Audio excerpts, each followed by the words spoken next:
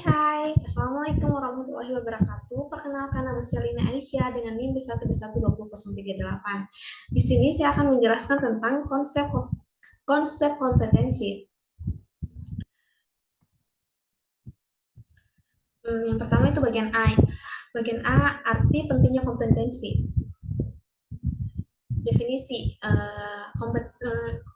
kompetensi didefinisikan sebagai kemampuan dari seorang individual yang ditunjukkan dengan kinerja baik dalam jabatan pekerjaannya. Definisi menunjuk jelas bahwa kompetensi melekat pada individu, bukan pada pegawai atau pemimpin jabatan. Yang kedua itu kompetensi itu kombinasi dari pengetahuan, keterampilan, dan perilaku yang digunakan untuk meningkatkan kinerja atau keadaan atau kualitas yang memadai atau sangat berkualitas, mempunyai kemampuan untuk menampilkan peran tertentu. Selanjutnya yaitu kemampuan, yaitu suatu keadaan pada seseorang secara penuh kesanggupan, berdaya guna, dan berhasil guna melaksanakan pekerjaan sehingga menghasilkan sesuatu yang optimal. Kemampuan kerja yaitu suatu unsur dalam kematangan yang berkaitan dengan pengetahuan dan keterampilan yang diperoleh dari pendidikan, pelatihan, dan suatu pengalaman. Selanjutnya kompetensi, menggambarkan kesanggupan yang telah ada untuk melaksanakan bermacam-macam tugas yang diperlukan oleh suatu pekerjaan tertentu, berupa keterampilan dan kecakapan yang telah dimiliki oleh seseorang individu sehingga orang yang memiliki kesanggupan untuk melaksanakan bermacam-macam tugas yang diperlukan dalam suatu pekerjaan tertentu. Selanjutnya itu dalam konsep kompetensi terdapat 3 kelompok kemampuan. Yang pertama itu human skill. Kemampuan dasar yang dimiliki setiap orang yang menyangkut karakteristik, bakat, motif, dan motivasi. Selanjutnya itu managerial skill, yaitu kemampuan seseorang dalam hal manajemen, kepemimpinan, dan administrasi. Ketiga yaitu technical skill, yaitu kemampuan teknis yang dimiliki seseorang dalam pelaksanaan tugas teknis. Selanjutnya itu perbedaan kompetensi dan kompetensi. Kompetensi itu menggambarkan apa yang dibutuhkan seseorang agar mampu melaksanakan pekerjaan dengan baik. Pengertian kompetensi lebih memberi perhatian pada akibat daripada usaha dan pada output daripada input. Sedangkan kompetensi mengacu pada dimensi perilaku sehingga sering disebut kompetensi perilaku. Pengertian kompetensi untuk menggambarkan bagaimana orang berperilaku ketika seorang melakukan perannya dengan baik, menurut Armstrong dan Baron 1998. Selanjutnya itu bagian B, ruang lingkup kompetensi. Kompetensi mencakup, yang pertama yaitu kompetensi teknis, pengetahuan, dan keahlian. Untuk mencapai hasil yang telah disepakati, kemampuan untuk memikirkan persoalan dan mencari alternatif baru. Kedua itu kompetensi konseptual, kemampuan melihat gambar besar untuk menguji berbagai pengandaian dan mengubah perspektif. Ketiga yaitu kompetensi untuk hidup dalam kebergantungan, kemampuan guna berinteraksi secara efektif dengan orang lain, termasuk kemampuan mendengar, berkomunikasi, mendapat alternatif lain, kemampuan untuk melihat dan beroperasi secara efektif dalam organisasi atau sistem yang utuh. Menurut Koval, Roger, dan Rebecca Merer 1994. Selanjutnya itu penjelasan dimensi kompetensi. Yang pertama itu keterampilan, yaitu keahlian atau kecakapan melakukan sesuatu dengan baik, contohnya kemampuan mengemudi. Kedua itu pengetahuan, yaitu informasi yang dimiliki atau dikuasai seseorang dalam bidang tertentu, contohnya itu mengerti ilmu manajemen keuangan. Ketiga itu peran sosial.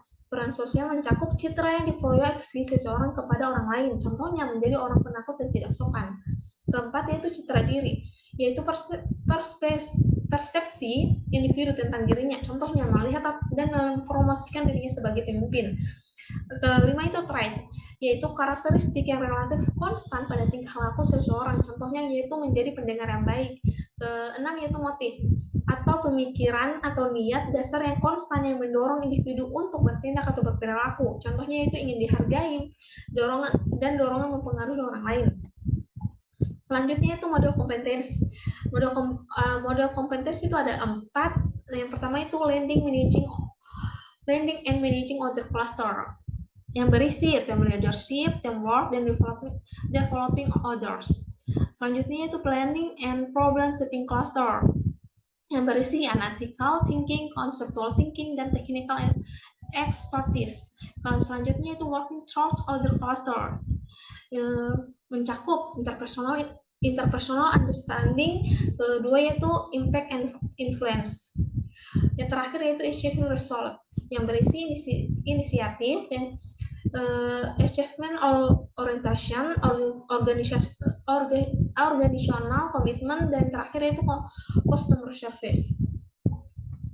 Selanjutnya yaitu manfaat kompetensi dalam manajemen sumber daya manusia. Yang pertama, seleksi. Seleksi mencakup menghindari kesalahan perekrutan dan biaya sia-sia, proses belajar cepat dari pegawai baru, dasar pengambilan keputusan kuat terkait jelas syaratnya jabatan. Kedua itu manajemen kinerja. Yang pertama itu pegawai potensial dapat diidentifikasi untuk seterusnya dikembangkan. Selanjutnya lebih meningkatkan motivasi pegawai. Kemudian ketiga, perencanaan karir dan suksesi. Perencanaan karir dan suksesi itu ada pegawai yang dapat lebih tepat diidentifikasi untuk seterusnya dikembangkan dan lebih meningkatkan motivasi pegawai. Keempat yaitu pelatih dan pengembangan. A. Menghemat biaya dengan melakukan latihan yang sudah fokus pada peningkatan kompetensi. B. Fokus pada pengembangan kompetensi yang dipengaruhi terhadap peningkatan kerja. Kelima itu penggajian. Penggajian itu berupa gaji sama dengan pegawai, tambah penampilan, dan tambah kompetensi. Selanjutnya yaitu kompetensi yang dibutuhkan seseorang dalam organisasi. Yang pertama itu technical competence, yang kedua itu managerial competence, yang ketiga social competence, keempat strategi competence, dan kelima technical competence. Selanjutnya itu bagian C, aktivitas manajemen sumber daya manusia.